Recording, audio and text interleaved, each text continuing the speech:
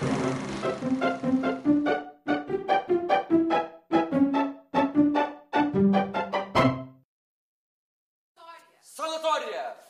Birštonas druskininkai patys. Apsidairykit, va čia galite pasižiūrėti, suprantat, ir čia va procedūriniai matot 200. Ai, tai čia viskas, taip sakyt, vienoj vietoje, ar ne? Pagal numeriuką, paskui jūs susimokat, paskui čia va čia. Nu, gražu. Va čia va pasižiūrėkit, va čia yra toks balkonėlis, galima čia ir balkonėlį išeit, va grynų orų pakvėpuoti, čia matot pušys.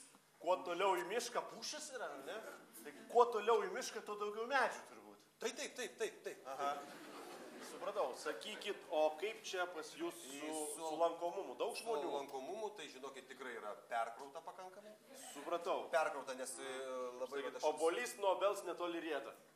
Pasakysiu jums paprastai, kad, žinot, čia vis tiek tokia, reiškia, problematinė mūsų, reiškia, nu, nesikuklinkit, žinokit, nėra namų be dūmušių, pasakysiu. Bet, Labą dieną. Taip. Aš norėjau čia paklausti, kavos aparatas, vis bandau pasidaryti kapučino, kai padaro juodą, tai padaro juodą vis. Žinok, Kapučino juodą. Žmogau, ką duoda gyvenimas, to ir džiaugis, nes dovanotam arkliui dantis nepažiūrėsi. Jo, bet aš ir pinigų įmečiau, o noriu kapučino, nu, tai va, per mažai gal įmetei, nes durna ir bažnyčio ir muša. Baigit, ir jūs nesėdėt. Baigit. Vienas nuo lūpų tu nekamalok man. Baigit.